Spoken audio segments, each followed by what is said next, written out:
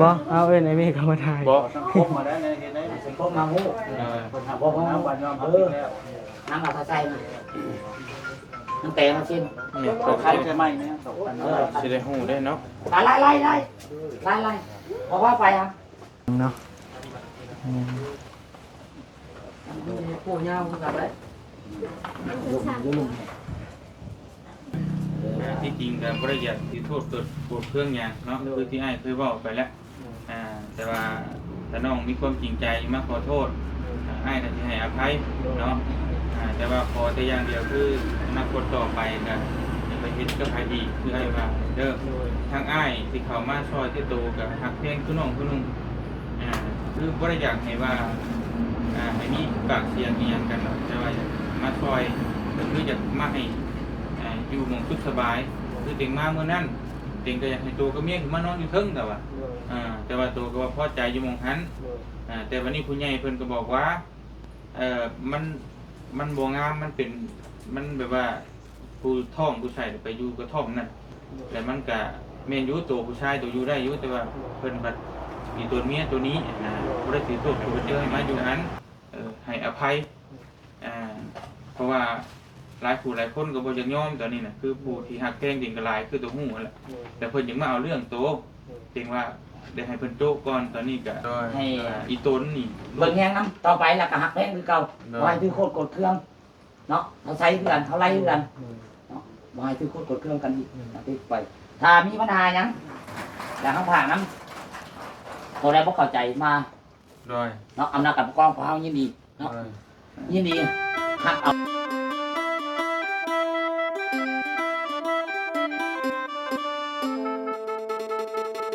แล้วขับดีครับเนาะขั้นตอนนั้นเราขัดเส้นบ่การบ่ได้ที่ว่าไอ้เมฆบ่เข้ามาได้บ่ให้มันเข้ามาแล้วก็มาเอาชื่อนี่แหละยอมรับผิดต่างๆนั้นใช่มั้ยเอาแล้วก็นั่นเขามายอมรับผิดไหมอ๋อถ้าใช่บ่เจ็บบ่แม่นน้องมีบ่เอาเอิ้นไอ้เมฆเข้ามาถ่ายบ่ครบมาแล้วในเห็นไหมเป็นครบมาฮู้คนทำบ่น้ำบันยอมรับผิดแล้วน้ำเอาใส่มา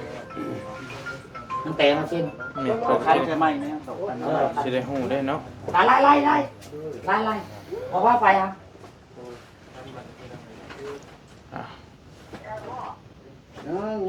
โทรนำกันจีกันเอาไล่เติมเติมจำโบแต่มาโอ้ปลาแต่มาจบแล้วพี่น้องเลยเนาะจบกันโดยดีพี่น้องเลยจบกันด้วยลายเซ็นจำโปะนะพี่น้องเนาะผู้เงากับไร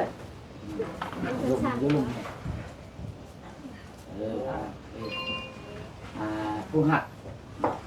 เดี๋ยวนี่คือน้องไทยเนาะนั่งลงเดี๋ยวนี้ว่าต่างน้องอะไร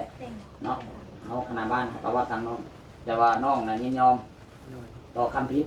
เนาะและให้สังคมให้อภัยน้องที่มีจิตสำนึกเนาะเพราะว่าหู้เท่าเรื่องการอะไรเนาะ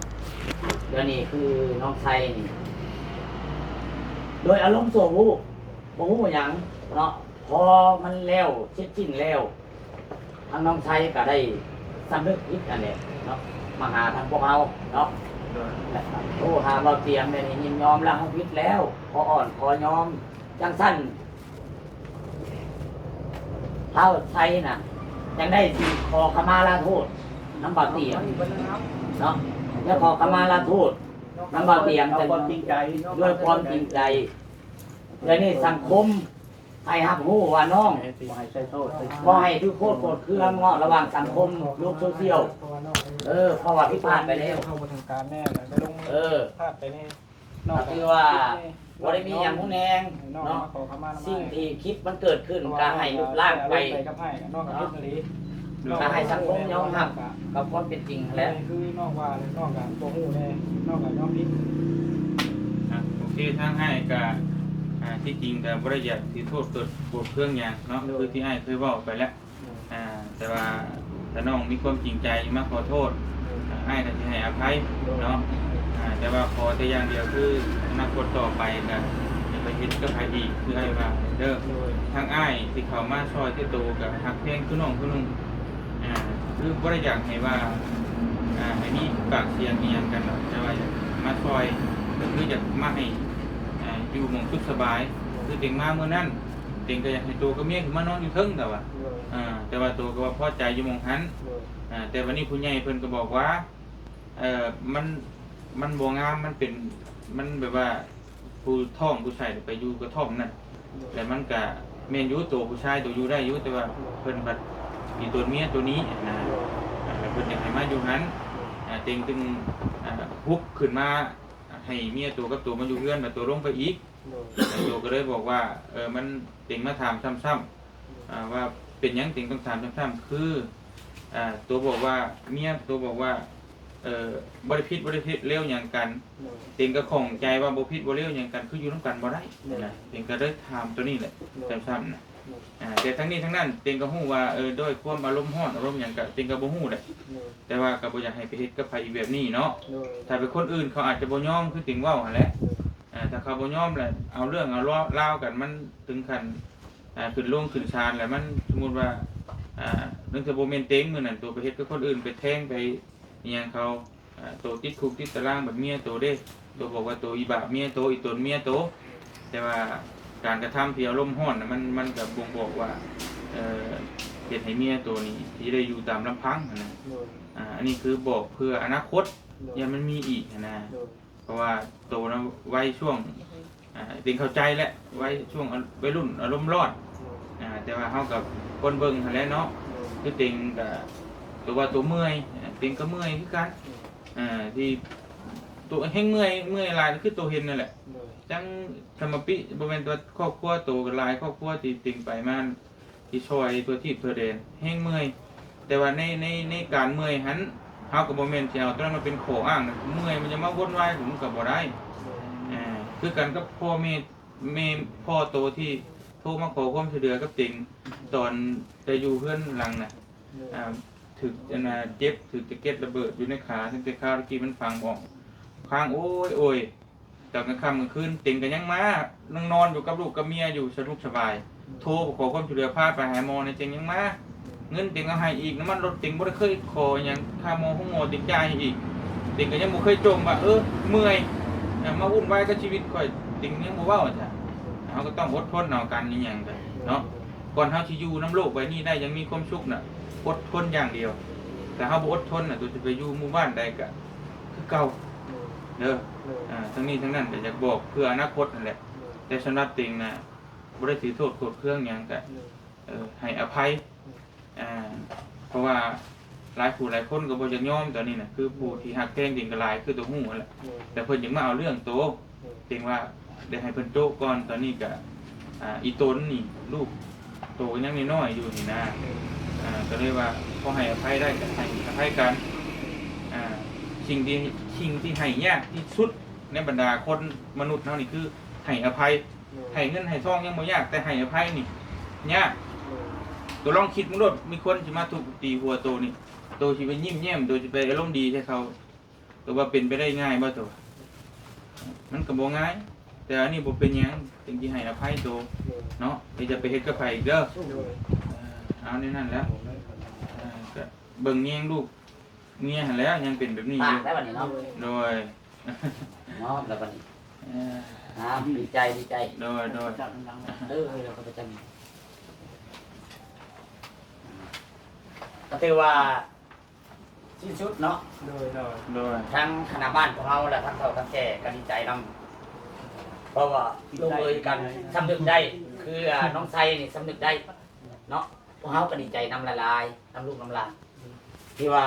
เป็นลูกผู้ชายกล้าเฮ็ดต้องกล้าหักว่าสิ่งที่เขาเฮ็ดมันผิดก็คือผิด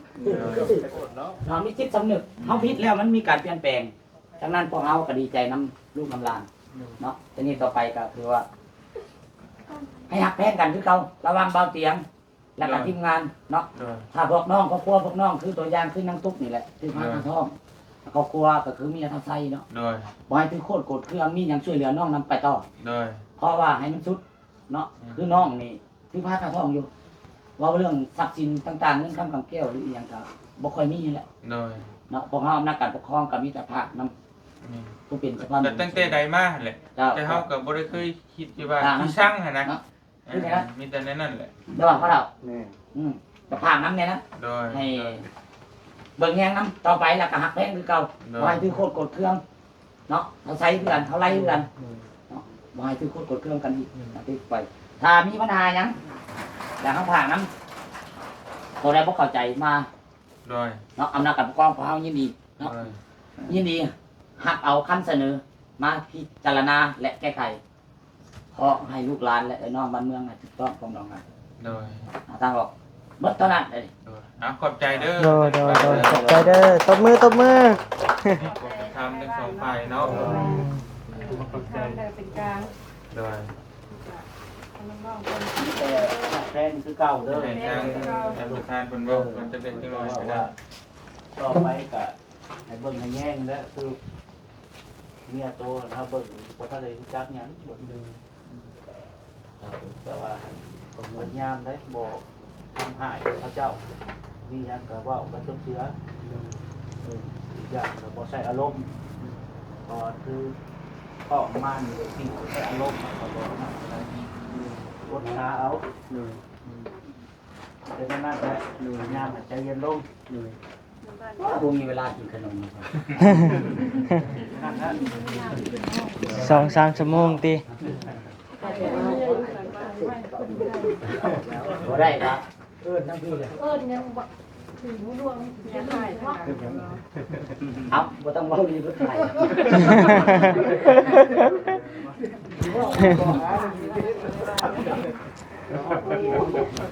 เนาะแน่นั่นได้ มาแล้วเนาะวันนี้ ในสุดท้ายนี้ถือว่าเฮาในนามห้องในบ้านเนาะฮักชอบคุณสันนี่แล้วก็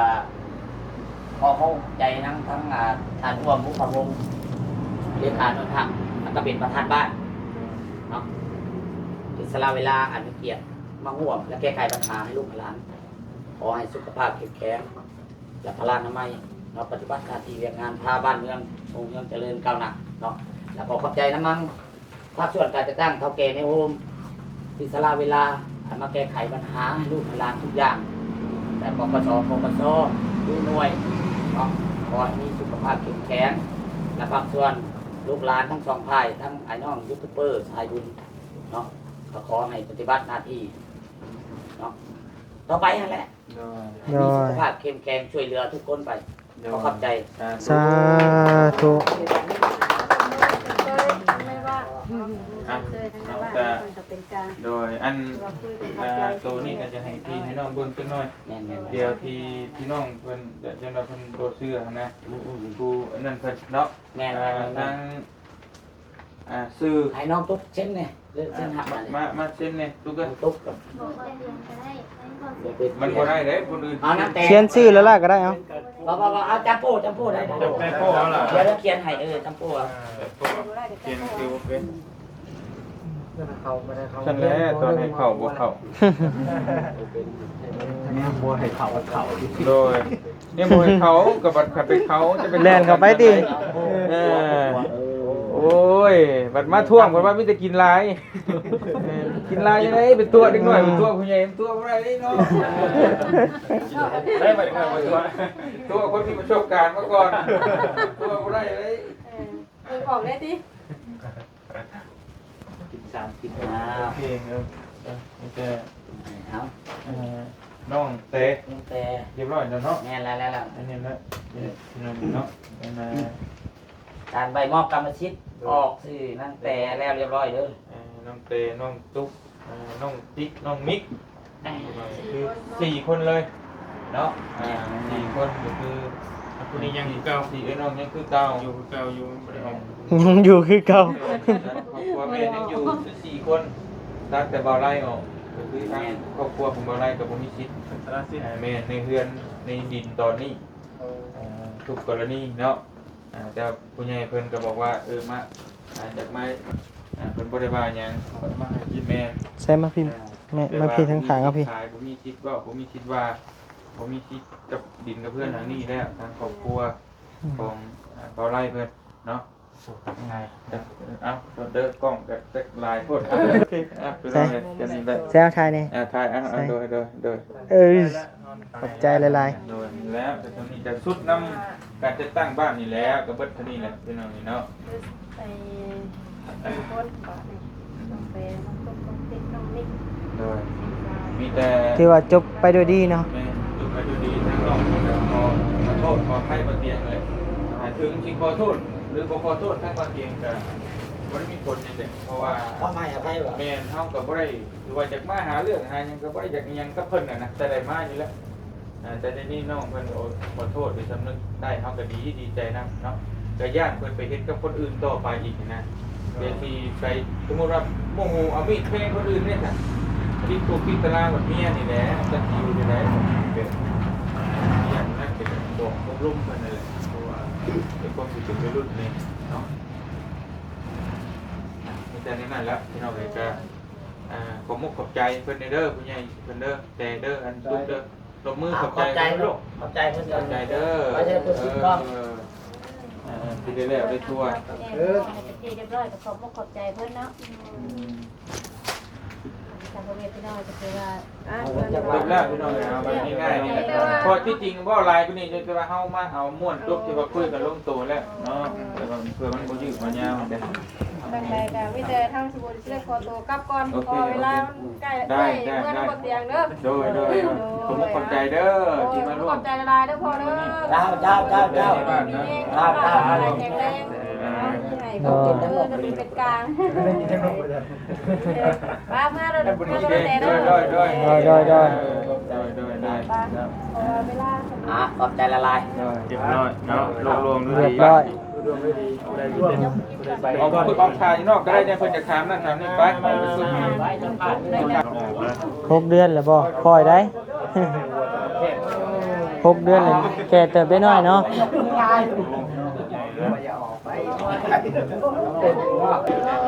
ใส่เมื่อแล้วบ่น่ะ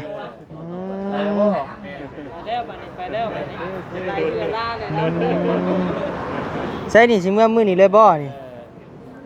ครับพี่น้องเลยเนาะมีแต่ว่าทั้งง่ายกะมีแต่นั่นแหละดีมุกดีใจน้ำในใดแน่นอนเด้อเนาะ โดย แต่ว่าเป็นมุกเป็นใจเด้อบัดนี้เด้อสั่งไม่หาไม่เนาะเอาจังซี่ว่าน้องเพิ่นต้นเติมอยู่ดอกพี่น้องเลยช่างว่ากันเนาะครูบาอาจารย์มาแล้วพี่น้อง เอ้ามาหลักข่ายแทบบ่จัน เก็บตกแล้ว บ่จันกับไผบ่จันกับบ่บุญ มีเฮง โอ้เพิ่นคือหิวทงใหญ่มาแท้น่ะ โดยผู้ มาพูดเรากัน ใช่น่ะสิกลับมาเลยบ่มื้อนี้เด้อได้ โดยสบายดีมื้ออื่น คือว่าจบกันไปด้วยดีพี่น้องเอ้ยเนาะ ไปด้วยดีเนาะ โต มาใช้น้องตุ๊กด้วยฮะ เมื่อแล้วว่าอะไรก็ไป มาเอาไม่เอาเนาะกะอันนี้กะเฮากะสิมาจบลงก่อนบัดนี้เนาะกะปิดจบไปได้ด้วยดี เจ้า ลองอันนั้นดูอันในบ้านอธิบาย FC เฮาฟังดูว่าผลสรุปเป็นแนวใดมื้อนี้เรียกงาน และนี่ปัญหาอิงตามคลิปเนาะของบ่เตียงลงนั้นที่เหตุมันเกิดในครั้งวันที่30นะ โดย ก็ถือว่าย้อนผู้เฒ่าเบิ่งการระหว่างเขาใส่เขาหยังเนาะ โดย กับบ่เตียงเพราะว่าเขาเป็นเด็กน้อยอย่างนี้อารมณ์เนาะแต่พอผู้เกี่ยวมีจิตสำนึกเนาะภายหลังเมื่อแล้วได้คืนนึงแล้วตื่นมาก็มาหาว่าเดี๋ยวนี้เฮานี่ยอมผิดยอมแม่นเนาะต่อผู้มีพระคุณเฮาใส่อารมณ์โชว์วูบเนาะภายหลังมื้อนี้เฮานัดกันมาไกลเกลี่ยทั้งเบาเตียงทั้งอันนั้นทั้งสองฝ่ายก็ถือว่าได้ลงรอยกันโดยดีนั่นแหละเราก็สำนึกเนาะก็ถือว่าบ่ให้สังคมที่ว่ารังเกียจเราเนาะแต่คอมเมนต์ด่าเราเป็นจังซั่นจังซี่เราเป็นคนบ่ดีบ่แม่นเพราะว่าทุกคนต้องมีพลาดเนาะ โดย และก็ให้อภัยน้องนุ่งเพราะว่าคนเฮาเกิดมานี่ฮู้เท่าบ่ถึงการมันก็บ่เทียมกันเนาะสมมุติความฮู้แต่ละคนบ่เทียมกัน โดย จังว่าอยากให้สังคม และผู้ใหญ่ใจะดีคือการให้อภัยน้องแน่ โดยโดยโดย เพราะเขาก็เอาคนเป็นธรรมมาวัดเนาะบอกให้พิดไปถึงบ่ได้เข้าข้างไผเนาะก็คือตามคลิปมันแหละ แม่แล้วก็ผลสรุปเรื่องดินเรื่องดอนได้บัด วันนี้พักส่วนดินดอนตอนหญ้าระหว่างนางแต่กับเท่าไรเดี๋ยวนี้เท่าไรนั่นเป็นสารชิตแล้วเนาะตกเป็นกรรมสิทธิ์ของนางแต่กับน้อง เนาะ คือ4คนเนาะ แม่นมีนางแต่นางตุ๊กนางติ๊ก นางมิก นางมิก 4คน สี่คน ตอนนี้ คือว่าใบซื้อขายอหย่างต่างๆออกสื่อพวกนี้หมดเรียบร้อย โดย คือว่าใบมอบชิดมีหมดเรียบร้อยแล้ว โดย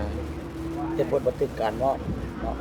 จังสั้นแหละแม่นแต่ว่ามามื้อนี้ก็ถือว่าดีใจน้ำหลายๆเนาะขอบใจทั้งสองคำทั้งฝ่ายที่ลงรอยกัน โดย คือว่าบ่ล้นบ่าเหลือก็แห้งให้แก่อนาคตปกครองเฮาศึกษาอบรมเบิ่งเหตุผลเนาะ โดย ถือว่าดีใจว่าเนี่ยจ้ะต่างหน้าทางคณะบ้านเฮาดีใจหลาย โอเคทางบ่เตียงก็ขอมุกขอบใจทางพ่อบ้านคณะบ้านที่มา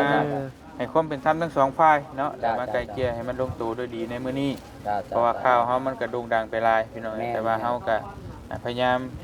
ให้มันออกมาดีที่สุดเนาะคุยกันให้ลงรอยลงตัวมากที่สุดทั้งบ่เตียงก็บ่อยากสืบสาวเล่าเรื่องบ่อยากเอาเรื่องยาว จ้ะ ก็คือเอาให้มันจบให้อภัยน้องเพิ่นก็คือ